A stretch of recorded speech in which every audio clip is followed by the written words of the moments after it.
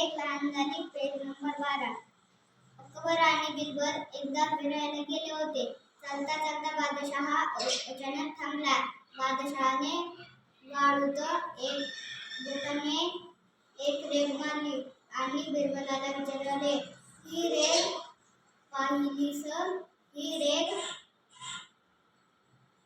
लहान करायची पण पुसायची नाही, जमेल का तुला?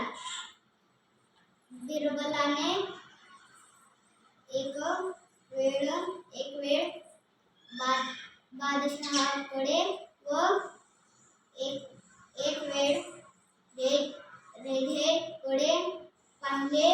थोडा विचार केला, पटकन खाली वाकला.